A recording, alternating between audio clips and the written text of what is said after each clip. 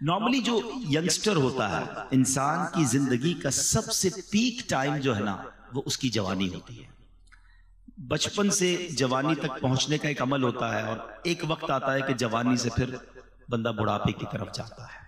یہ ایک گویا پورا سرکل ہے کہ ایک بچہ جو ہے وہ رینگنا سیکھتا ہے، پھر اٹھتا ہے، پھر چلتا ہے، پھر دوڑتا ہے، پھر جوان ہو جاتا ہے. اور وقت آتا ہے کہ آہستہ آہستہ پھر گویا وہ ویل چیئر پہ آتا ہے، چلنا بھی مشکل ہو جاتا ہے اور پھر انسان دنیا سے چلا جاتا ہے. یہ تو نارمل لائف کی بات ہے، ورنہ تو جوانی میں بھی جس کا وقت پورا ہو جائے وہ لوگ چلے جاتے ہیں. تو اب جب بندہ جوان ہوتا ہے نا تو یہ انسان کی زندگی کا پیک ٹائم ہے. اسی میں اس نے کچھ کرنا ہے، اپنی دنیا کے لیے بھی اور اپنی آخرت کے لیے بھی. یعنی زندگی کے بڑے فیصلے، زندگی کے بڑے ٹارگٹس، بڑے گول اگر سیٹ کیے جاتے ہیں تو وہ یہی لائف ٹائم کا مین ٹائم ہوتا ہے. مگر انفارچونیٹلی ہمارے یہاں یہ ماحول بنتا جا رہا ہے کہ جوانی کو اللہ کی ناراضی میں گزارا جاتا ہے. ایک محاورہ مشہور کر دیا ہے کہ جوانی کے دن تو عیش کرنے کے ہوتے ہیں. جوانی تو جناب جوانی تو مزے کرنے کے دن ہیں. جوانی یقیناً مزے کرنے کے دن ہیں، یقیناً انجوائے کرنے کے دن ہیں، لیکن ہم نے اپنی انجوائمنٹ کو، اپنے مزے کو اللہ کی نافرمانی والے کاموں میں تلاش کر لیا ہے اور ہمیں لگتا ہے وہی مزہ ہے. ایسا نہیں ہے.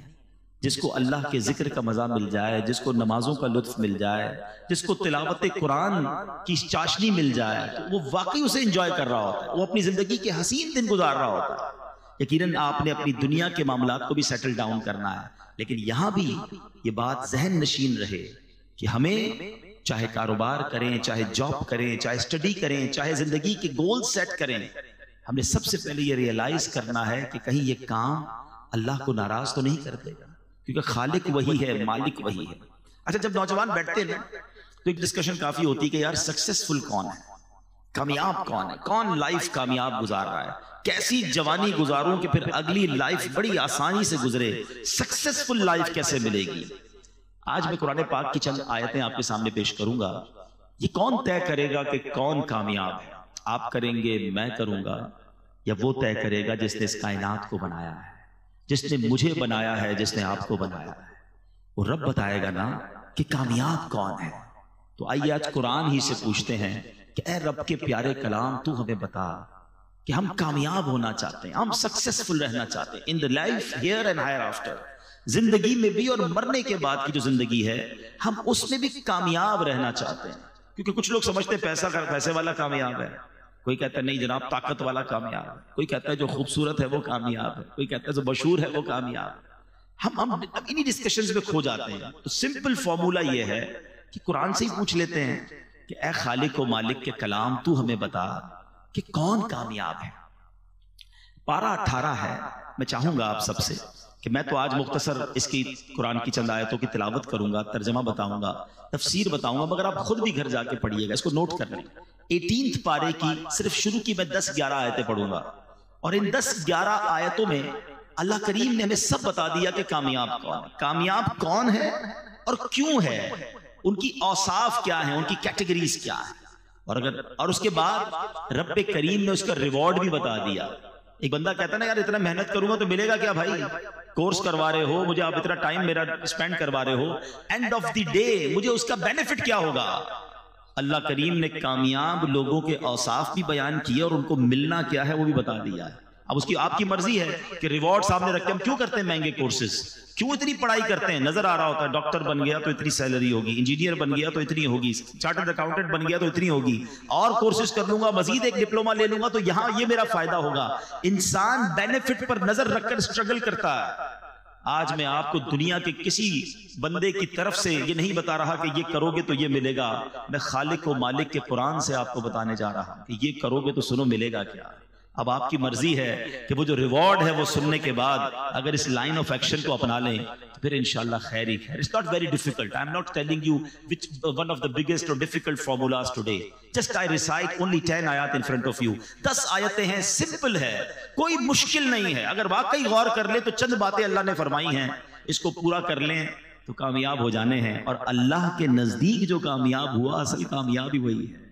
ایک بات یاد رکھنا، مجھے میرے کولیگز کہیں، مجھے میرے فرینڈز کہیں، میرے رشتہ دار کہیں کہ بڑا کامیاب آدمی ہے، اور اللہ کی بارگاہ میں اگر کامیاب نہیں ہوں، وہ مجھ سے ناراض ہے، تو اس کامیابی کا کوئی فائدہ نہیں ہے۔ اور جس کو رب فرما دے نا یہ کامیاب ہے، اللہ کے حبیب فرما دے یہ کامیاب ہے۔ ہمیشہ یاد رکھنا، جس سے رب راضی اس سے سب راضی۔ ہاں، ہم سب کو راضی کرنے کے لیے بعض اوقات رب کو ناراض کر بیٹھتے ہیں۔ We have to decide کہ ہمیں اللہ اور اس کے رسول کو راضی کرنا ہے۔ تو آئیے قرآن کی چند آیتیں ہیں، پارہ 18 ہے، سورہ مومنون۔ قرآن فرماتا ہے بسم اللہ الرحمن الرحیم قد افلح المؤمنون۔ پہلی آیت اللہ فرماتا ہے بے شک ایمان والے کامیاب ہو گئے۔ کامیاب کون ہے؟ ایمان والا۔ اے اللہ تیرا شکر ہم ایمان والے ہیں۔ کتنی بڑی نعمت ہے ایمان، ہم ایمان والے ہیں۔ یہ فرسٹ کنڈیشن کو ہم نے اچیو کر لی ہے، وداؤٹ اینی ڈیفیکلٹی اور وداؤٹ اینی اس کو آپ کا اسٹرگل۔ اللہ نے مہربانی کیسی کی کہ ہم کسی کافر کے گھر میں پیدا نہیں ہوئے، آنکھ کھولی تو ماں باپ مسلمان تھے۔ یہ اللہ کی مہربانی ہے۔ ہم میں سے کسی نے دعا تھوڑی کی تھی پیدا ہونے سے پہلے، یا اللہ جب بھی پیدا کیجیے مسلمان گھرانے میں پیدا کرنا۔ بغیر مانگے اللہ نے مجھے اور آپ کو مسلمان بنا دیا۔ کان نے پہلی آواز سنی تو اللہ اکبر سنی۔ تو قرآن کہتا ہے کامیاب کون ہے؟ بے شک ایمان والے کامیاب ہو گئے۔ اب آگے ایمان والے کیسے، یہ آگے قرآن بتائے گا، ٹھیک ہے؟ اچھا، ایمان کی بات پہلے کر لیتے ہیں۔ ہمیشہ یاد رکھیں the most precious thing which we have، ہمارے پاس جو کچھ چیزیں ہیں ان میں سب سے قیمتی چیز اگر کچھ ہے تو وہ ایمان ہے۔ ایمان نہیں تو کچھ بھی نہیں، یہ ہمیشہ یاد رکھیے۔ آپ جب تک ایمان کی ویلیو کو فیل نہیں کریں گے، آپ اس کی سیکیورٹی کی فیل نہیں کریں گے۔ میں مثال دیتا ہوں، آپ میں سے ہم میں سے کسی کے پاس پرانی موٹر سائیکل ہو، جہاں چاہے کھڑی کر دیتا ہے، جب نہیں لیتا ہے تو ذرا دھیان رکھتا ہے، لاک بھی لگاتا ہے۔ گاڑی لے لے تو اور خیال شروع ہو جاتا ہے۔ زیادہ قیمتی گاڑی ہو تو رات کو اٹھ کے سنا ہے لوگ اپنی گاڑی دیکھ رہے تھے، باہر کھڑی ہے یہ کھڑی ہے، بہت مہنگی ہے نا۔ نارمل موبائل ہے تو کسی بھی جیب میں رکھ دیا، مہنگا موبائل لیا تو بیان کے دوران بھی ہاتھ لگا کے چیک کرتے ہیں، ہاں ابھی بھی ہے، خیر ہے، گیا نہیں ہے۔ کیوں؟ جتنا قیمتی چیز ہے اتنی اس کی فکر ہے۔ یہ انسان کی فطرت ہے، اٹس اوکے۔ پیسے تھوڑے ہوتے جیب میں رکھتے ہیں، زیادہ ہوتے بینک میں رکھتے ہیں، لاکر میں رکھتے ہیں۔ لیکن اگر واقعی ہم نے یہ مانا ہے کہ ہماری سب سے قیمتی چیز ہمارا ایمان ہے، I have one question for all of you۔ پھر میرا آپ سے سوال ہے کہ کب ایمان کی حفاظت کی فکر کی ہے؟ کب سوچا یار سیکیور ہے کہ نہیں، کچھ ہین تو نہیں لے گا؟ کبھی جس طرح چیزوں کو چیک کرتے ہیں، یار موبائل ہے، پیسے ہیں، گاڑی ہے، بینک بیلنس منگا رہے ہوتے ہیں لوگ، یا چیک کر لو سب ٹھیک ہے۔ لیکن کبھی کوئی ایسا ہم نے اپنی بیلنس شیٹ نکالی ایمان کی کہ یار ایمان بھی ٹھیک جا رہا ہے کہ نہیں، کوئی گڑبڑ تو نہیں ہو گئی، کچھ چھین تو نہیں رہا، چلا تو نہیں جائے گا؟ اب ہو سکتا ہے آپ میں سے کسی کے ذہن میں خیال آئے کہ کیا ایمان بھی چھین سکتا ہے؟ یہ تو نئی بات بتا رہے ہیں آپ۔ جی جناب، اللہ کے حبیب علیہ السلام کی میں آپ کو پہلے ایک دعا سناتا ہوں۔ پہلے پیارے آقا کون ہیں؟ جن کے صدقے مجھے اور آپ کو ایمان ملا ہے نا۔ تیرے صدقے میں آقا سارے جہاں کو دین ملا۔ ارے ان کے صدقے دین پھیلا ہے، ہم ایمان والے ان کی وجہ سے ہیں۔ مگر وہ دعا کرتے تھے، یا مقلب القلوب ثبت قلبی علی دینک، اے دلوں کو پھیرنے والے میرے دل کو اپنے دین پر ثابت قدمی عطا فرما۔ اب ذرا سوچئے کہ اللہ کے حبیب یہ دعا کر رہے کہ یا اللہ دل پھر نہ جائے۔ یہ میری اور آپ کی تعلیم کے لیے کہ میری امت تو یہ دعا کرے نا۔ ہم نے کب دعا کی یا اللہ ایمان سلامت رکھیو، ایمان کی حفاظت رہے، خدا را اس کی حفاظت کی فکر کرے۔ یہ شیطان جو ہے نا اتنا مردود ہے کہ اس کا الٹیمیٹ گول یہی ہے کہ وہ ہمارا ایمان سنیچ کر لے، ایمان چھین لے، کیونکہ اس نے جہنم میں جانا ہے اور وہ چاہتا ہے کہ وہ ہمیں بھی ساتھ لے جائے، اور اس کے لیے اس نے بڑے پلان کیے ہوئے۔ پہلے یاد رکھیے، علماء فرماتے ہیں، احادیث کا بھی مضمون ہے کہ جب بندہ گناہ کرتا ہے نا اس کے دل پر ایک سیاہ نقطہ پڑ جاتا ہے، دوسرا کرتا ہے، پھر تیسرا کرتا ہے، پھر، اور جب کنٹینیو کرتا رہتا ہے تو ایک وقت آتا ہے اس کا دل سیاہ ہو جاتا ہے۔ اب اس پر ہدایت کی کوئی بات اثر ہی نہیں کرتی ہے، اور پھر علماء کہتے ہیں جو گناہوں والی کثرت کے ساتھ زندگی گزارتا ہے، ڈر ہے کہ مرتے وقت اس کا ایمان جو ہے وہ چھین لیا جائے۔ ہمیشہ یاد رکھیں۔ اچھا، یہ صرف نبی پاک کا انداز نہیں تھا، بڑے بڑے صحابہ کرام، اولیاء کرام۔ مگر ہم میں سے کس نے دعا کی کہ یا اللہ ایمان سلامت رکھیو، قبر میں ایمان لے کر جاؤں؟ ہم تو کبھی کسی بزرگ سے بھی مل لیں، کوئی ہمیں مل بھی جائے دعا کروانے کے لیے، تو روزی کے لیے، بچوں کے لیے، کاروبار کے لیے دعا کروا، ایمان کے لیے دعا کیوں نہیں کرتے؟ تو یاد رکھیے سب سے قیمتی چیز وہ ایمان ہے۔ گانوں میں، لطیفوں میں، چٹکلوں میں، کامیڈی شو میں اب بڑے ایسے کفریہ کلمات آ گئے۔ میرے ٹاپک نہیں ہے، ورنہ میں اسی پر پورا بیان آج کر دوں، اور یہ بیان بھی ہونے چاہیے، اور یہ بھی ہماری نالج ہونی چاہیے کہ وہ کون سے طریقے ہیں جس سے ایمان سے بندہ خارج ہو جاتا ہے. کفریہ کلمات آج مذاق مذاق میں جس کو دیکھو جنت، دوزخ، فرشتوں، رسولوں، انبیاء، معاذ اللہ مذاق اڑا رہا ہوتا ہے، لطیفے سنا رہا ہوتا ہے. بالکل آسان لیا ہوا ہے لوگوں نے. ایسا نہ کیا کرو. ہم مسلمان ہیں اور ہماری باؤنڈری ہے. زبان ہم نے ادب والی رکھنی ہے، ورنہ کہیں ایسا نہ ہو سارا سفر بیکار ہو جائے. جس کا ایمان چلا گیا نا، اس کی نمازیں، روزے، حج، صدقے سب ختم، وینش، نل اینڈ وائڈ. ایمان تو سمجھ لیں پاسپورٹ ہے، پھر جنت کا ویزا لگے گا نا. پاسپورٹ ہی نہیں ہے تو کیسے جائیں گے؟ تو بہرحال پہلی آیت قرآن کی سمجھا رہی ہے قد افلح المؤمنون، بے شک ایمان والے کامیاب ہو گئے. اب آگے چلتے ہیں. اللہ نے ان کی کیٹیگریز بیان کی ہے. الذین هم فی صلاتهم خاشعون. وہ کون ہے ایمان والے؟ ان کے کام کیا ہیں؟ پہلا وصف اللہ قرآن میں فرماتا ہے جو اپنی نماز میں خشوع و خضوع والے، فوکس کرتے ہیں، نماز کو پراپر پڑھتے ہیں. اب نماز پراپر طریقے سے پڑھنے والے، یہ ایمان والے وہ ہیں جو کامیاب ہیں. بڑی تعداد تو نماز ہی نہیں پڑھتی ہے. خشوع و خضوع تو بعد کی بات ہے نا. تو سوچئے قرآن کہتا ہے کہ کامیاب لوگ وہ ہیں جو اپنی نماز کو پراپر طریقے سے وتھ فوکس پڑھتے ہیں. تو ہم نے نماز بھی پڑھنی ہے اور پراپرلی پڑھنی ہے. ایک بزرگ کے بارے میں آتا ہے، ان کے پڑوس میں کوئی بچی تھی. اس نے کہا کہ امی وہ ہمارے برابر میں چھت پر ایک تنا لگا ہوا ہوتا تھا، آج کل وہ نظر نہیں آ رہا، ایک پلر. کہا بیٹا وہ کوئی تنا یا پلر نہیں تھا، برابر میں بزرگ رہتے تھے، وہ روز نماز پڑھتے تھے.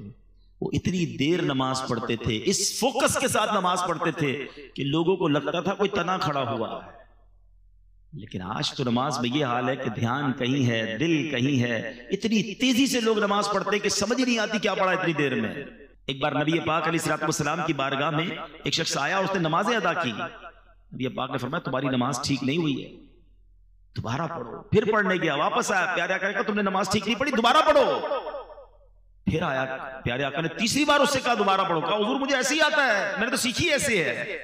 فرمایا یہ وہ نماز نہیں. حدیث کا خلاصہ ہے اطمینان سے رکوع کرو، اطمینان سے سجدہ کرو، اطمینان سے قیام کرو.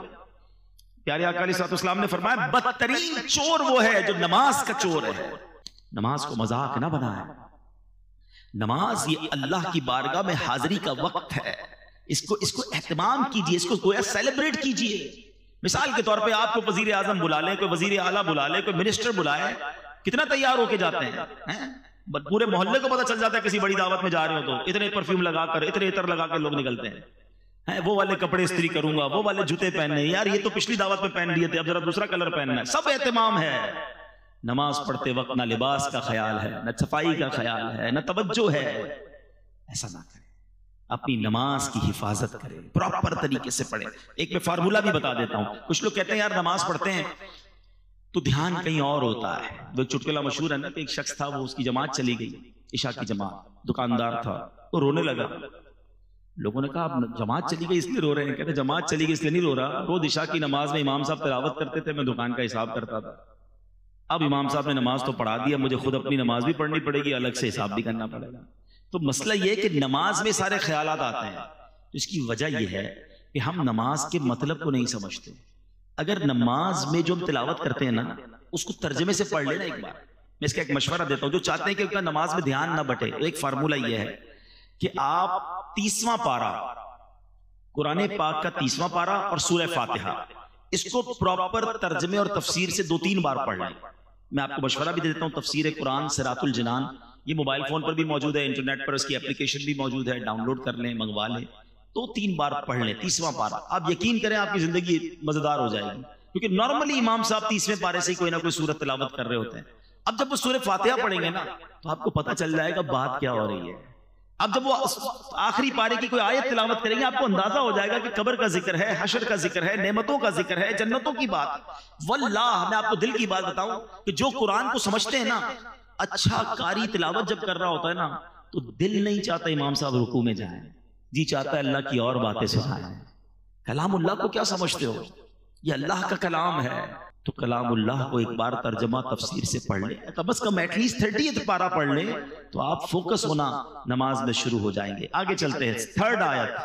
آگے فرمایا والذین هم عن اللغو معرضون، اور وہ جو فضول بات سے منہ پھیرنے والے ہیں. اب یہ سیکنڈ لسٹ بہت لمبی نہیں ہے, آپ کو آج فوکس کر کے بیان سنیں. یار وہ چیک لسٹ بنا لیتا ہوں کہ وہ کون سی چیزیں ہیں جو کمپلیٹ کرنے پر ریوارڈ کا اعلان ہے وہ مجھے مل جائے, اور اللہ کریم نے جن لوگوں کو کامیاب کہا میں ان کامیاب لوگوں میں شامل ہو جاؤں. ٹھیک ہے, سیکنڈ لسٹ کیا فرمایا, وہ لوگ جو فضول بات سے منہ پھیرنے والے ہیں. احادیث میں کیا خوبصورت حدیث ہے کہ پیارے آقا فرماتے ہیں آدمی کے اسلام کی اچھائی میں سے یہ ہے کہ وہ لا یعنی چیز چھوڑ دے, یعنی جو چیز کارآمد نہ ہو اس میں نہ پڑے, زبان, دل اور دیگر اعضاء کو بیکار باتوں کی طرف متوجہ ہی نہ. کیوں مجھے اس گلی میں جانا ہے, اس گلی کا پتہ کیوں پوچھنا, جانا ہی نہیں ہے, ساری رات بیٹھے ہیں, فضول باتیں ہو رہی ہیں. اچھا ان فضول باتوں میں غیبتیں بھی ہو رہی ہیں, بدگمانیاں ہو رہی ہیں. ذرا سوچیں, میرے پاس زندگی کو میں نے اتنا سستا کیوں سمجھا ہوا ہے کہ جناب میرے گھنٹوں صرف گپ شپ میں نکل جائیں گے. دنیا بھر کے کاروبار کی معلومات رکھنی ہے, آج سونے کا دام کیا رہا, تو ڈالر کا ریٹ کیا رہا, تو تیل کا کیا دام رہا. ارے بھائی تمہارے کنویں ہیں جو تم روز تیل کا ریٹ چیک کرتے ہو یار. قرآن پڑھا نہیں ہے, حدیث پڑھی نہیں ہے, نماز پراپر آتی نہیں ہے, وضو کرنا آتا نہیں ہے, امریکہ میں کون صدر بنے گا اس پہ بحث ہو رہی ہے. خود سوچیں آپ کہ اپنی لائف کو کیوں فضول ضائع کر رہے ہیں. چلے دنیا بھی کوئی علم حاصل کر لیں, کوئی زبان سیکھ لیں, کوئی سافٹ ویئر سیکھ لیں, اپنی دنیا اور آخرت میں سے کوئی کام آنے والا کام کریں. موبائل پہ بیٹھے تو بیٹھے ہی ہیں, 1 گھنٹہ 2 گھنٹہ براؤزنگ چل رہی ہے, 2 گھنٹے بعد پوچھو بھائی کچھ سیکھا کچھ نہیں, بس دیکھتا رہا ایسے ہی. 2 گھنٹے تم نے نکال دیے. بزرگان دین ایک سانس کی ویلیو سمجھتے تھے. مرنے کے بعد احادیث میں مضمون ملتا ہے نیک بھی پچھتائے گا, گناہگار بھی پچھتائے گا. عرض کی گئی حضور گناہگار پچھتائے گا یہ تو سمجھ آتا ہے, نیک کیوں پچھتائے گا؟ فرمایا نیک اس لیے پچھتائے گا کہ اسے یاد آئے گا کہ وہ گھڑیاں, وہ لمحے جو میں نے فضول باتوں میں گزارے تھے, اگر وہ بھی اللہ کا ذکر کر لیتا, وہاں بھی اللہ کی عبادت کر لیتا تو جنت کی اور نعمتیں مل جاتی. تھوڑی دیر پہلے میں نے بتایا نا کہ ایک سبحان اللہ کہنے سے جنت میں درخت لگ جاتا ہے. آپ 1 گھنٹہ آپ نے فضول گزارا, کتنی نیکیاں کر سکتے تھے. دیکھیں جس کا مائنڈ سیٹ بن جائے نا کہ زندگی کو پراپر گزارنا ہے, اور یوتھ سے تو میں بالخصوصی گزارش کروں گا کہ خدارہ اس وقت کی ویلیو بنائیے, اپنی نالج کے لیے, اپنے علم کے لیے, اپنی سکلز کے لیے, اور ساتھ ساتھ اپنی آخرت کے لیے. اس وقت کو ضائع نہ کیجئے, یہ یوں نکل جائے گا وقت. اب تو دنیا میں ایک فینومینا, ایک فارمولا بڑا مشہور ہے, یونیورسٹی آن ویل.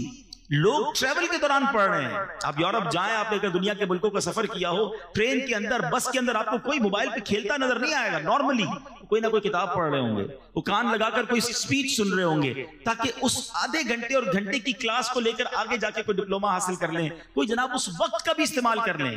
اگر اسی طرح دنیا اور آخرت کے نفع کا ذہن بن جائے. میں ایک ایگزامپل دیتا ہوں, تلے تہدی سے نعمت کے لیے عرض کرتا ہوں الحمدللہ میری کچھ نہ کچھ یہ عادت بھی ہے, تاکہ آپ کو ایک مزید انکریجمنٹ ملے. کہ مثال کے طور پہ آپ کہیں گئے اور کسی نے کہا کہ جناب آپ ذرا 10 منٹ بیٹھے, میں آ رہا ہوں. ٹھیک ہے جائیے.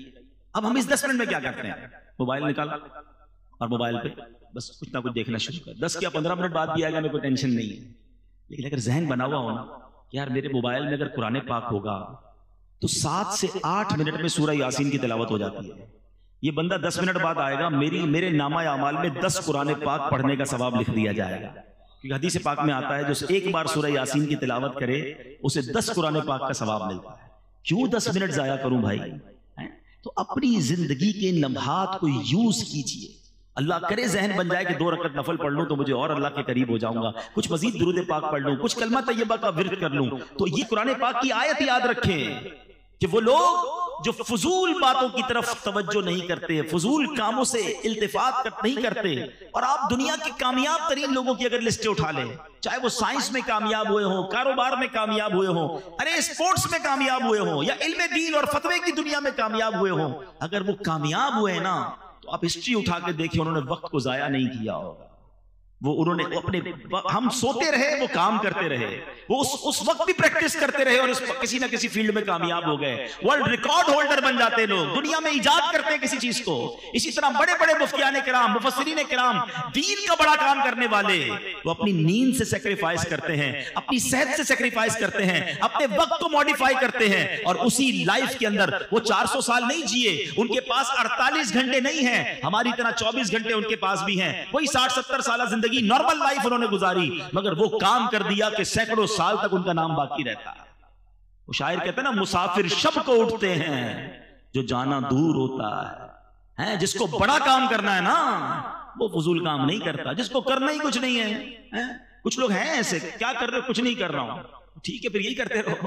اگر کچھ کرنا ہے تو پھر اپنے ٹائم کو مینج کیجئے. قرآن کہہ رہا ہے کہ کامیاب وہ ہیں جو فضول باتوں کی طرف توجہ نہیں کرتے. اب آگے چلتے ہیں. تھرڈ، 2 کیٹیگریز ہو گئی. تھرڈ قرآن کیا کہتا ہے؟ والذین هم للزکاۃ فاعلون. قرآن کہتا ہے وہ جو زکات دینے کا کام کرنے والے ہیں، سبحان اللہ، اپنے مالوں کی پراپر زکات نکالیں، کیونکہ زکات دینے والے بھی کامیاب لوگ ہیں. اللہ نے مال دیا ہے نا، تو اب زکات میں پسو پیش نہ کریں، زکات کو بوجھ نہ سمجھیں. یہ مال کا میل ہے، اور جو اللہ کی راہ میں خرچ کرتا ہے اس کا مال ملٹیپلائی ہو رہا ہوتا ہے. حدیث پاک ہے، ویسے تو نبی پاک جو فرمائے حق ہے، مگر اس معاملے میں تو پیارے آقا نے قسم اٹھا کر فرمایا کہ میں اللہ کی قسم کھا کر کہتا ہوں، اللہ کی راہ میں مال خرچ کرنے سے مال کم نہیں ہوتا. تو یہ طے ہو گیا، یہ کمپلسری ہے کہ جو خرچ کرنے والا ہے وہ خود ہی دنیا میں دیکھ رہا ہوتا ہے کہ اس کا ملٹیپلائی ہو رہا ہوتا ہے. مگر کچھ بدنصیب ایسے بھی ہوتے ہیں کہ جن کو زکات بھاری پڑتی ہے. او ہو رمضان آ گئی، 10 لاکھ روپے دینے پڑیں گے. اس اللہ کے بندے کو کون سمجھائے کہ اللہ کے بندے تجھے رب نے 4 کروڑ دیے تو 10 لاکھ زکات بنی ہے نا.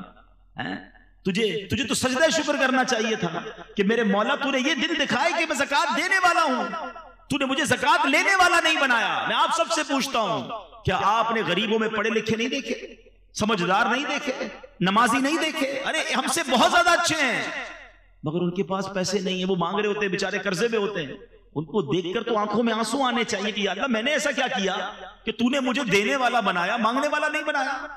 اور جب زکات کی باری آئے تو خوش دلی کے ساتھ، اوپن ہارٹڈلی انجوائے کرتے ہوئے کہ یا اللہ تو نے ایسا کرم کیا مجھ پر کہ میں تیری راہ میں خرچ کرنے والا بنا. بوجھ سمجھ کر خرچ کبھی نہ کرنا، ورنہ کہیں ایسا نہ ہو یہ صدقے، یہ خیرات، یہ زکات بھی ضائع کر دی جائے. اچھا پھر زکات اور صدقہ دیں مگر کسی کا دل نہ دکھائیں، احسان نہ جتائیں. قرآن ہی کہتا ہے یا ایھا الذین آمنوا لا تبطلوا صدقاتکم بالمن والاذی. اے ایمان والو اپنے صدقے ضائع نہ کرو. صدقے کیسے ضائع ہو جاتے ہیں؟ پیسے دیے، اکاؤنٹ میں گئے، سلپ بھی آئی، اب کیسے ضائع ہو گیا؟ فرمایا احسان جتا کر اور تکلیف پہنچا کر. کچھ بدنصیب ایسے ہوتے ہیں چندہ دیتے ہیں، مدد کرتے ہیں، قرضہ دیتے ہیں، ہیلپ کرتے ہیں، پھر اسے یاد بھی دلا رہے ہو، یاد ہے نا قرضہ دیا تھا تیرے کو، بھول تو نہیں گیا؟ نوکری میں نے لگائی تھی، میرے پاس آیا تھا پھٹے چپل پہن کر، آج کدھر پہنچ گیا ہے؟ یاد ہے نا اسٹارٹ میں نے کروایا تھا. توبہ توبہ توبہ، اس لیے دیا تھا کہ احسان جتانا ہے. سارے صدقے باطل، ڈیلیٹڈ، قرآن کہہ رہا ہے. اور اس سے تو الٹا گناہ بھی ہو رہا ہے، اس کی دل آزاری بھی ہو رہی ہے. کبھی کسی کو یہ نہ کہنا، اگر کسی کو دیا ہے نا تو اس نیت سے دینا یا اللہ تیری مہربانی تو نے مجھے اس قابل بنایا. سچی بات پتہ کیا ہے؟ ہم سے جو ڈونیشن لے کر جاتے ہیں اصل مہربانی تو ان کی ہے. ہمارے مال کا میل لے کے جا رہے ہیں، پراپر جگہ پر لگ رہا ہے، مہربانی تو ان کی ہے، ہم ان پر احسان کیا کر رہے ہیں؟ تو کبھی بھی اپنی زکات کو، اپنے ڈونیشن کو اپنے اوپر بوجھ نہ سمجھے، اس کو انجوائے کریں، شکر ادا کریں اور اسے ادا کریں.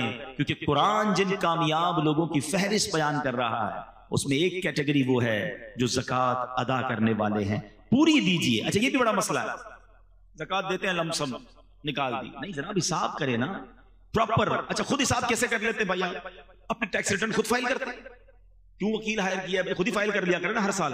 نہیں یار وہ ذرا ایکسپرٹ ہے نا، صحیح بتاتا ہے، کوئی غلطی نہ ہو جائے، غلط ہو گئی تو پھر FBR کا نوٹس آ جائے گا.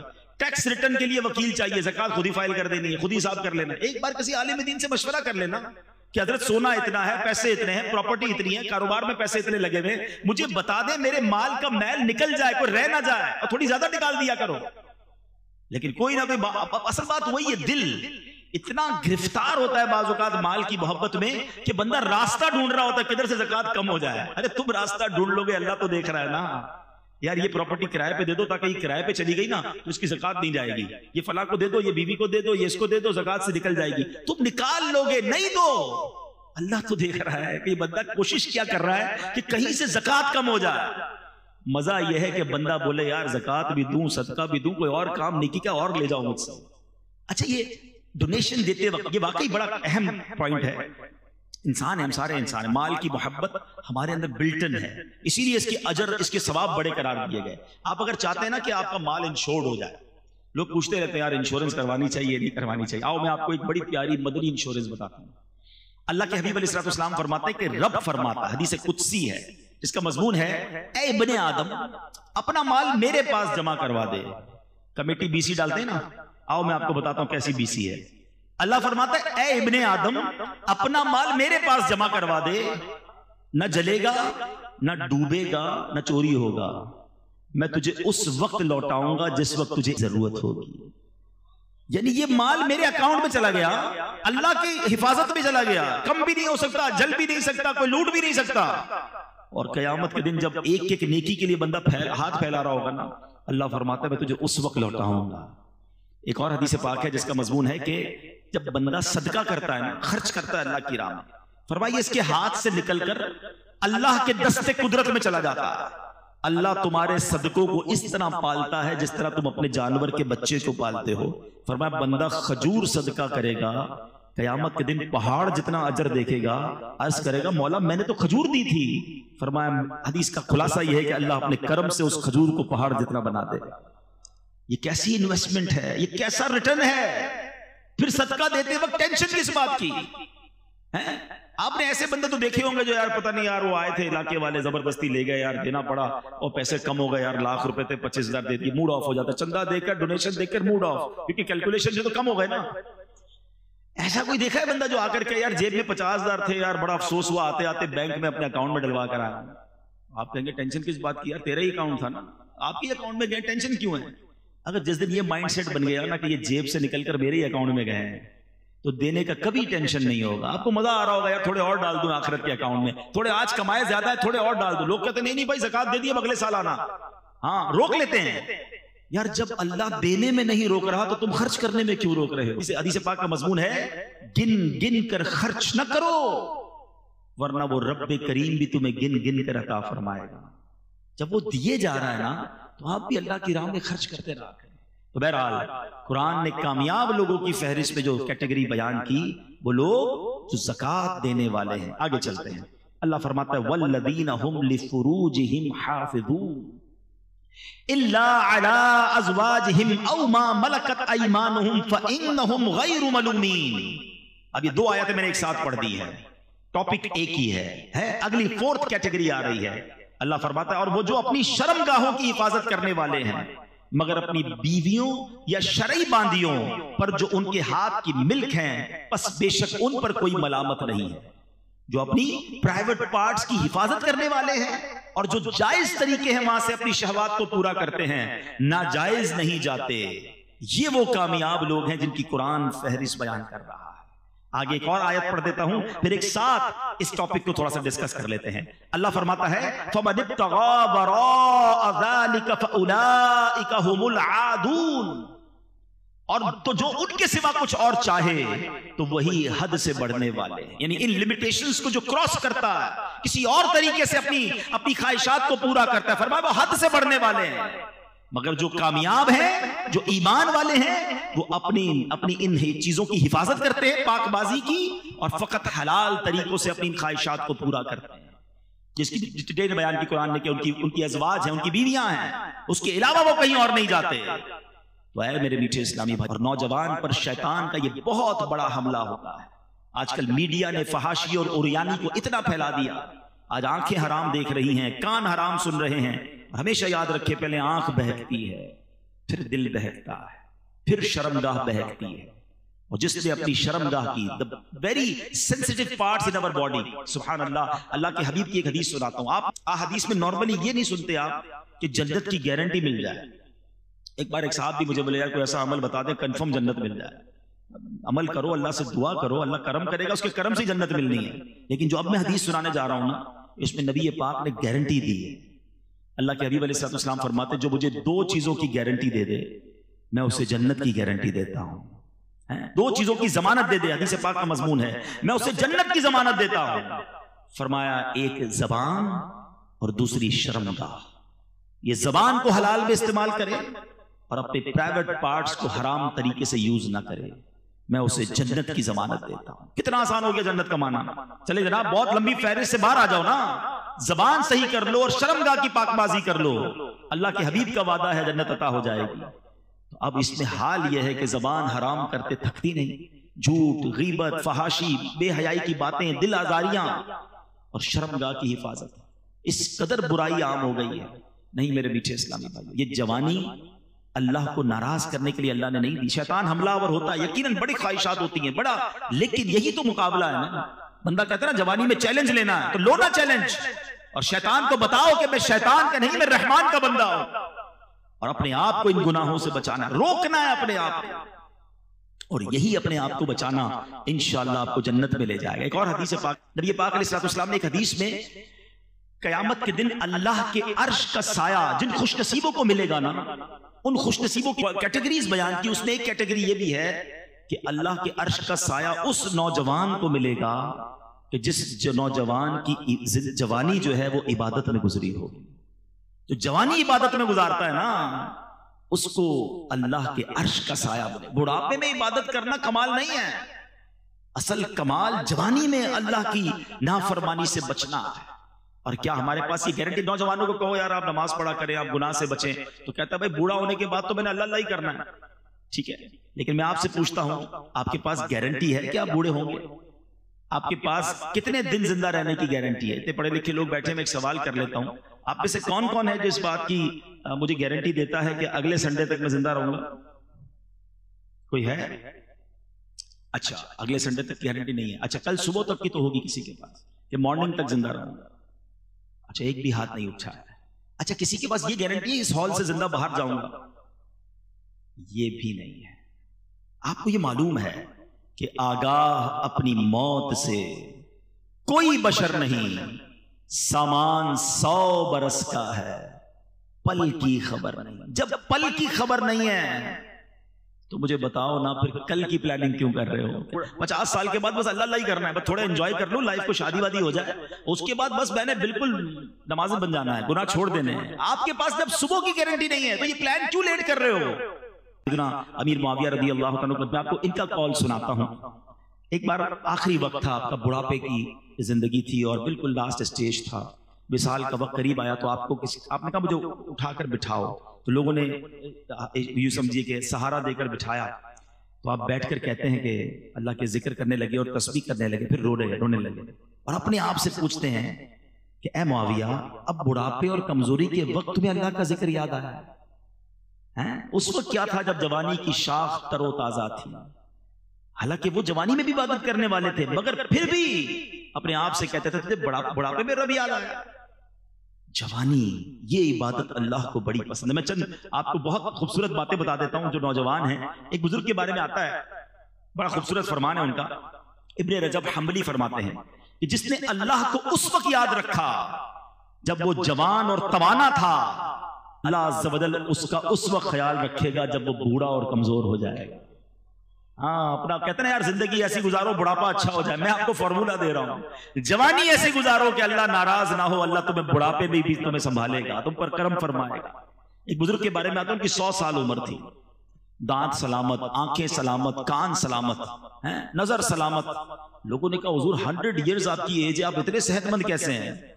فرمایا جب میں جوان تھا نا میں نے اعضاء سے گناہ نہیں کیے، میں نے اپنی آنکھوں سے، ہاتھوں سے، اپنے پیروں سے، اپنے جسم سے گناہ نہیں کیا، اللہ کو ناراض نہیں کیا۔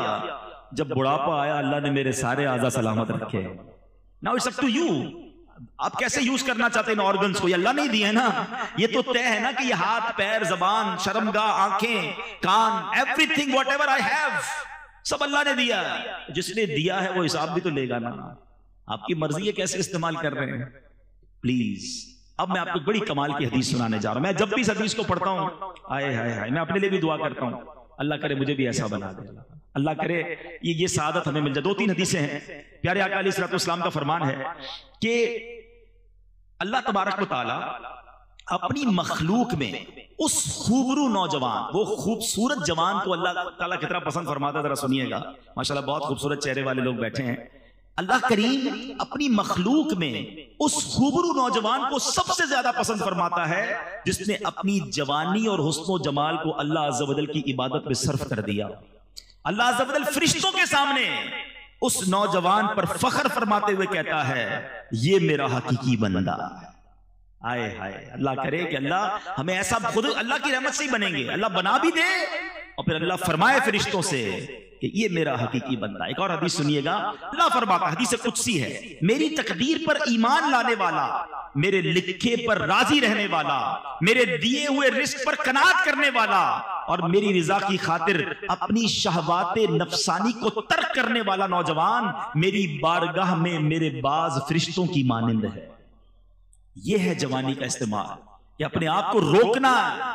آج بندہ کبھی رکتا بھی ہے نا تو اکیلے میں نہیں رک رہا ہوتا. دروازہ بند ہوا, اب جو دیکھنا ہے دیکھ لو, جو کرنا ہے کر لو. کہتے ہیں کسی اور کنٹری میں چلتے ہیں, کسی اور علاقے میں چلتے ہیں, ادھر کوئی جاننے والا نہیں ہوگا.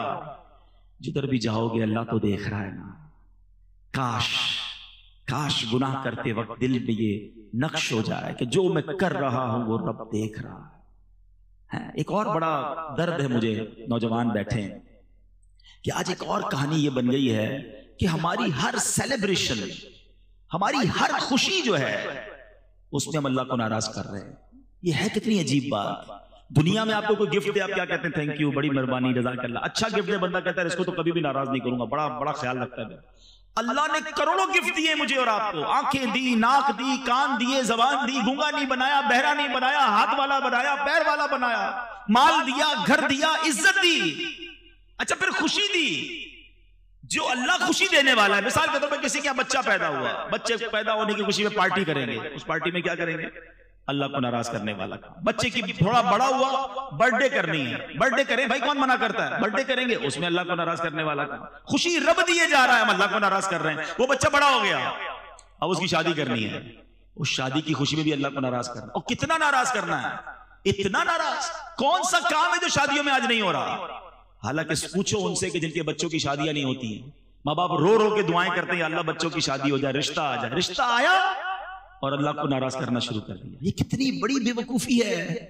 اللہ نے گھر دیا, گھر کی اوپننگ پارٹی, اس میں اللہ کو ناراض. اللہ نے ایک نیا سال دیا, نیو ایئر پارٹی, پھر اللہ کو ناراض. بندہ بیمار ہو کر صحت یاب ہوتا ہے, کہتے ہیں صحت کی خوشی میں پارٹی, پھر اللہ کو ناراض. ارے اللہ کے بندوں, تمہیں رب دیے جا رہا ہے اور تم اسے ناراض کیے جا رہے ہو. پھر کہتے ہیں ہماری نعمتیں چلی جاتی ہیں. بچوں کی شادی میں لاکھوں کروڑوں خرچ کیے, تھوڑے عرصے بعد بہو گھر پہ آ گئی یا بیٹی گھر پہ آ گئی طلاق لے کر, رشتہ ٹوٹ گیا, بڑی ناراضگی. اچھا شادی ہو گئی تو ان کے یہاں اولاد نہیں ہو رہی, کیا کرے؟ ارے تم نے اس شادی میں اللہ کو ناراض کتنا کیا تھا, کبھی سوچا؟ یہ کتنی بڑی بے وقوفی ہے کہ میں خوش ہو رہا ہوں. ذرا میرا جملہ سنیے گا, اللہ کرے میری یہ بات آج دل میں اتر جائے. یہ سوشل میڈیا پر بھی لائیو جا رہا ہے. یہ کتنی بڑی بے وقوفی ہے کہ اللہ خوشی دے رہا ہے, میں خوش ہو رہا ہوں, میرے بچے, فیملی, دوست خوش ہو رہے ہیں, اور اس خوشی میں میرا رب ناراض ہو رہا ہے.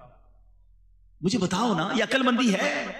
ارے آج ایک بات طے کر کے جاؤ کہ میں جب بھی خوشی مناؤں گا ایسے مناؤں گا کہ میرا رب بھی مجھ سے خوش ہو جائے گا. یہ پاسبل ہے نا.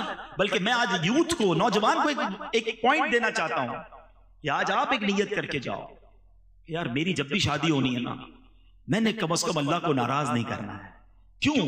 آپ کی شادی میں انجوائے کون کرے گا؟ آپ کے دوست, آپ کے رشتہ دار. اچھا آپ کہیں گے یار ہم کوئی رسم نہیں کریں گے تو خاندان والے کیا کہیں گے؟ تم خاندان والوں کو راضی کرنے کے لیے, تم دوستوں کو راضی کرنے کے لیے ایک تو لاکھوں روپے خرچ کرو گے, اس کے بعد اس سب کا وبال جو آئے گا وہ تم میاں بیوی پر آئے گا, اس کپل پر آئے گا کہ ان کی شادی میں یہ ہوا تھا. اینڈ آف دا ڈے اس کی سارے کمپلیکینسز وہ آپ نے بھگتنے ہیں. تو میں کیوں بھگتوں بھائی؟ اپنے دوستوں کو, رشتہ داروں کو راضی کرنے کے لیے میں اور میری بیوی اور آنے والے بچے اس لعنت کو کیوں بھگتے ہیں؟ ہم نے وہی کرنا ہے جو رب کی رضا ہے. آپ کر کے دیکھو, پھر اس کی خوشیاں دیکھو, کیونکہ اللہ نے قرآن میں فرمایا ہے لَإِن شَكَرْتُمْ لَأَزِيدَنَّكُمْ, تم میرا شکر ادا کرو میں تمہیں اور عطا کروں گا. آپ خوشی میں شکر ادا کریں نا, نعمتوں کا شکر ادا کریں, صدقہ کریں, خیرات کریں. شادیاں اچھی انداز سے بھی ہوتی ہیں. ایک صاحب مجھے ملے, بہت کمال کی بات کی, کہ جب بھی اپنے کسی بچے کی شادی کرتا ہوں ساتھ 2 غریب بچوں کی شادیاں بھی کر دیتا ہوں. رسمیں وسمیں نہیں کرتا, وہ پیسے ان غریب بچوں پہ خرچ کرتا ہوں. وہ ساری زندگی جھولیاں اٹھا اٹھا کے میرے بچوں کو دعائیں دے رہے ہوتے ہیں, میرے بچوں کی خیر ہو جاتی ہے. یہ کرو نا, کمال ہے. ہر خوشی میں رب کو ناراض. اللہ کرے یہ شیطان کا وار ہم سمجھ جائیں. یہ مردود چاہتا یہ ہے کہ اللہ ہم سے ناراض ہو جائے اور ہم اس کی بات مان لیتے ہیں. ہماری ہر سیلیبریشن میں ہم سیلیبریٹ کریں, اس میں کوئی غم نہیں ہے, کوئی منع نہیں ہے, مگر ایسی سیلیبریشن کرو کہ اللہ بھی راضی ہو جائے. قرآن خوانی کریں, نعت خوانی کریں, لنگر کریں, غریبوں کو کھلائیں, صدقہ کریں, خیرات کریں. اچھے کپڑے پہنے, کون منع کرتا ہے؟ خود بھی پہنے, دوسروں کو بھی پہنا دیں. لیکن تکبر نہ کرے، ریاکاری نہ کرے، دکھاوا نہ کرے، تکلیف نہ دے. ارے تم خوش ہو رہے ہو، پورا محلہ رات کو سو نہیں رہا. ایسی کون سی شادی ہے بھائی؟ ڈھول دھمکا، آتش بازی، لوگ نیند سے ڈر کے اٹھ جاتے ہیں. پتہ چلتا ہے بارات آئی تھی، ایسا لگتا ہے محلے پہ حملہ ہو گیا کسی. اب بتاؤ یہ دل سے دعا نکلی تمہاری شادی کی رات ان لوگوں کے لیے؟ شادی کی رات تم نے ہائے لی ہیں، لیتے ہیں لوگ، پھر کہتے ہیں یار خوشیاں نہیں مل رہی فیملی میں. تم نے آپ خود سوچے تھے یہ شیطان نے ہم کون سے کام ہم سے کروا رہا ہے؟ تو اللہ کرے کہ دل میں اتر جائے میری بات. تو جوان، تو نوجوان ہے، اس کو اپنے نفس کو بچانا ہے، اپنے آپ کو گناہوں سے بچانا ہے، کیونکہ کامیاب لوگ وہ ہیں جو اپنی شرم گاہ کی حفاظت کرنے والے ہیں. اب قرآن کی جو آیتیں ہیں، جو کیٹیگریز ہیں، وہ اختتام کی طرف ہیں. There is no big list.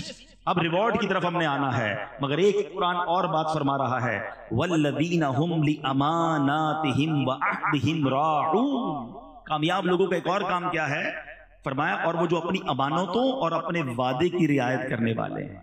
امانت رکھواؤ تو پوری واپس لوٹاتے ہیں، وعدہ کرتے ہیں تو پورا کرتے ہیں. آج کل تو ایک عجیب سا جملہ مشہور ہے، وعدہ ہی کیا تو وفا ہو گیا. ارے اللہ کے بندو، مسلمان کا وعدہ سچا ہوتا ہے. قرآن کہہ رہا ہے کہ کامیاب لوگ وعدے کی پاسداری کرنے والے ہیں اور امانت لوٹانے والے ہیں. امانت لے کے بھاگنے والے نہیں ہیں. لیکن اب جو یہ کرنے والے ہیں، پھر آگے قرآن آخری بات، پھر انعام کی طرف آ جائیں گے. آپ کو اگر تھوڑی دہرائی کرنا، نماز خشوع و خضوع سے پڑھنے والے، زکوٰۃ دینے والے، فضول کام کرنے والے نہیں، اپنی شرمگاہ کی حفاظت کرنے والے، اور پانچواں فرمایا امانتوں کی اور وعدوں کی پاسداری کرنے والے. ابھی تک تو 5 ہی آلموسٹ باتیں ہوئی نا، اب 6ٹھی بات آ رہی ہے اور اس کے بعد انعام ہے. قرآن فرماتا ہے وَالَّذِينَ هُمْ عَلَىٰ صَلَوَاتِهِمْ يُحَافِظُونَ. پھر نماز آ گئی. Look at the value of namaz. قرآن کہتا ہے وہ جو اپنی نمازوں کی حفاظت کرتے ہیں. پہلے کہا نماز خشوع و خضوع سے پڑھتے ہیں، اب قرآن کہہ رہا ہے کہ وہ نماز پراپر ٹائم پہ حفاظت کر کے پڑھتے ہیں، نماز ضائع نہیں ہونے دیتے. لوگ کہتے ہیں یار شام کو ساری پڑھ لیتا ہوں، بریک فاسٹ لنچ بھی ڈنر میں کر لیا کرو نا. بریک فاسٹ کے وقت بریک فاسٹ یاد ہے، لنچ کے وقت لنچ یاد ہے، کاروبار کے وقت کاروبار یاد ہے، رات کو ساری نمازیں پڑھنی ہے. ٹائم پہ پڑھنی ہے، حفاظت کرنی ہے نماز کی. اور میں آپ کو صحیح بتاؤں، جس نے اپنی زندگی میں نماز کو پراپر انوالو کر لیا نا، اب اس کی نماز قضا نہیں ہوتی، اس کو الٹا بے چینی شروع ہو جاتی ہے. جس طرح آپ نے کبھی دوپہر کا کھانا نہ کھایا ہو تو رات کو کیا ہوتا ہے، شام کو ایک انر الارم بج رہا ہوتا ہے، یار آج دوپہر کا کھانا نہیں کھایا ہے، یار ابھی تک نہیں کھایا، ابھی تک ڈنر نہیں کیا. کیوں؟ کیونکہ آپ نے اس کو زندگی میں انوالو کیا ہے. جاب نہیں چھوٹتی، اسکول نہیں چھوٹتی، دوست نہیں چھوٹتے، نماز کیسے چھوٹ گئی؟ اچھا پھر کچھ لوگ ملتے ہیں کہتے ہیں یار مسئلہ یہ ہے کہ فجر کی نماز میں آنکھ نہیں کھلتی، باقی 4 پڑھ لیتا ہوں. میں ان سے ایک سوال کرنا چاہتا ہوں کہ آپ کی کبھی صبح 8 بجے کی فلائٹ ہو وہ چھوٹی ہے؟ کبھی 7 بجے کی ٹرین چھوٹی کہ یار آج آنکھ نہیں کھلی اس لیے ٹرین نکل گئی؟ کبھی صبح ارجنٹ باس نے کہا میٹنگ ہے 7 بجے آنا ہے، 8 بجے بینک پہنچنا ہے، تو کبھی ایسا ہوا یار آنکھ نہیں لگی، آنکھ نہیں کھلی؟ 2 الارم لگاتے ہیں، والدین کو کہہ کے سوتے ہیں، پڑوسی کو بھی کچھ لوگ کہتے ہیں یار اٹھا دینا بھائی صبح فلائٹ نہ دے جائے. نہ فلائٹ مس ہوئی، نہ ٹرین مس ہوئی، نہ میٹنگ مس ہوئی، نماز کیسے ہو گئی؟ اس کا مطلب یہ کہ نماز کی وہ ویلیو ہی نہیں ہے ابھی تک دل میں. جس دن نماز کی ویلیو ہو گئی نا، ایٹ اینی کاسٹ نماز پڑھو گے آپ. اور نماز کا حکم پتہ ہے کیسا ہے کہ آپ کھڑے ہو کے نہیں پڑھ سکتے تو بیٹھ کے پڑھیں، بیٹھ کے نہیں پڑھ سکتے تو لیٹ کے پڑھیں، لیٹ کے نہیں پڑھ سکتے اشارے سے پڑھیں، پانی نہیں ہے تو تیمم کر کے پڑھیں. پڑھنی ہے. اور نماز ہے کیا؟ الصلاۃ عماد الدین. نماز دین کا ستون ہے. اس عمارت کے ستون نکال دے عمارت کھڑی رہے گی؟ ستون ہے نماز. مگر نماز ہی نہیں ہے ہماری لائف میں. اچھا کوئی افسوس بھی نہیں ہے جس کی فجر قضا ہو جائے اس کا دن کیسے اچھا گزرتا ہے. صبح صبح 5 لاکھ روپے کا لاس ہو جائے، سارا دن موڈ کیسا ہوگا آپ کو؟ میسج آ جائے یار وہ مال خراب ہو گیا، ارے نہ کھانا اچھا لگے گا نہ مسکراہٹ آئے گی چہرے پہ، لوگوں کو پتہ چل جاتا ہے کچھ گڑبڑ ہو گئی ہے، لگتا ہے آج کو لاس کیا ہے. نماز قضا ہو گئی، ہنستے ہنستے اٹھتے ہیں، ظہر چلی گئی، عصر چلی گئی، مغرب چلی گئی، دھڑا دھڑ نمازیں جا رہی ہیں. مسلمان بے نمازی کیسے ہو سکتا ہے؟ نماز دین کا ستون ہے، نماز جنت کی کنجی ہے، نماز میرے آقا علیہ الصلوۃ والسلام کی آنکھوں کی ٹھنڈک ہے. اور نمازی کو سب سے بڑا انعام یہ ملے گا کہ اللہ کا بروز قیامت اسے دیدار کروایا جائے گا. اور جب بے نمازی ہوتا ہے، آپ اور میں جہاں رہتے ہیں ہمارا گھر پہ نام لکھا ہوتا ہے نا، گھر کے باہر نیم پلیٹ. ایک حدیث سنو، اللہ کرے عبرت ملے. حدیث پاک کا مضمون ہے کہ جو بے نمازی ہوتا ہے نا، جو ایک نماز جان بوجھ کر قضا کر دے، اس کا نام جہنم کے اس دروازے پر لکھ دیا جاتا ہے جس سے وہ اندر داخل ہوگا. نبی پاک نے دونوں ہاتھ ملا کر بتایا، یہ ہاتھ ملا کر فرمایا جب بے نمازی قبر میں جائے گا نا، اس کو قبر ایسے دبائے گی کہ پسلیاں ٹوٹ پھوٹ کر ایک دوسرے میں پیوست ہو جائیں گی. تو نماز قضا نہیں ہونی چاہیے. پلیز آج نیت کر کے جاؤ کہ آج کے بعد ہماری کوئی نماز قضا نہیں ہو. آپ نماز پڑھیں، نماز آپ کی ساری مشکلیں آسان کر دے گی. نماز روزی میں برکت لاتی ہے، نماز بیماریوں کو دور کرتی ہے، نماز آپ کے برڈن ریلیز کر دے گی. جو پڑھتے نماز ان سے پوچھو وضو کرنے کے بعد ایسا لگتا ہے بندہ ری سٹارٹ ہو گیا ہے، ریفریش ہو گیا ہے، ایک نئی زندگی کو اب دوبارہ ملتی ہے. تو نماز پڑھنے کی پراپر عادت ڈالیں. تو یہ 6 یا 7 چیزیں ہوئی. Now come towards the reward. اللہ اکبر. انعام سنو، مزے کو بھی مزہ آ جائے گا. اللہ قرآن میں فرماتا ہے اولئک ھم الوارثون، یہی لوگ وارث ہیں. کس کے وارث ہیں؟ الذین یرثون الفردوس ہم فیہا خالدون. قرآن کہتا ہے یہ فردوس کی میراث پائیں گے اور وہ اس میں ہمیشہ رہیں گے. جنت بھی کون سی والی؟ جنت الفردوس. جنت الفردوس کیا ہے پہلے یہ سنو. اللہ کے حبیب علیہ الصلوۃ والسلام فرماتے ہیں کہ حضرت معاذ بن جبل رضی اللہ تعالی عنہ حدیث کے راوی ہیں کہ پیارے آقا علیہ الصلوۃ والسلام نے فرمایا جنت میں 100 درجے ہیں. 2 درجوں کے درمیان اتنی مسافت ہے جتنی آسمان اور زمین کے درمیان ہے. فردوس سب سے اعلیٰ اور درمیانی جنت ہے اور اس کے اوپر رحمان عز و جل کا عرش ہے. اس سے جنت کی نہریں نکلتی ہیں. جب تم اللہ تعالیٰ سے سوال کیا کرو تو جنت الفردوس کا سوال کیا کرو. لہٰذا ہر مسلمان کو چاہیے کہ جب اللہ سے جنت مانگے جنت الفردوس ہی کی دعا کرے. اگر اللہ تعالیٰ نے اپنے فضل و کرم سے وہ دعا قبول کر لی تو آقا فرماتے ہیں آخرت میں ملنے والی وہ سب سے عظیم نعمت ہے. ہم تو دعا مانگیں گے نا. قرآن تو کہہ رہا ہے یہ وارث ہیں، گارنٹیڈ. اولئک ھم الوارثون، یہی لوگ وارث ہیں. کس چیز کے؟ الذین یرثون الفردوس، فردوس کے وارث ہیں. اور کتنے ٹائم کے لیے جائیں گے؟ امریکہ جاتے ہو، یورپ جاتے ہو، ترکی جاتے ہو، پلیجر ٹرپ پہ جاتے ہو، 5 دن 7 دن 30 ڈیز، اس کے بعد تو واپسی ہے نا. زندگی میں بھی آئے مزے کیے تو بھی 10 15 20 50 سال. جنت میں جو گیا ہم فیہا خالدون. There is no expiry date. Always, ہمیشہ ہمیشہ کے لیے جنت میں چلے جائیں گے. تو کتنی لمبی لسٹ تو نہیں ہے کہ سورہ مومنون کی آج میں نے تقریباً 11 صرف آیت تلاوت کی ہیں اور یہی میرا بیان تھا کہ کامیاب لوگ کون ہیں. قرآن کے ذریعے بیان کرنے کی کوشش کی کہ یہ لوگ کامیاب ہیں اور ان کے یہ کام ہیں. 6-7 کام بتائے ہیں قرآن نے. کیا ہم یہ نہیں کر سکتے؟ تو آج نیت کر کے جائیں کہ انشاءاللہ اس راستے پر چلنا شروع کر دیں گے تاکہ رب مجھے فرمائے میں کامیاب ہوں. اللہ فرمائے کہ یہ جنت کا وارث ہے اور یہ جنت الفردوس میں داخل ہوگا. پھر تو ہمارے وارے نیارے ہو جائیں گے.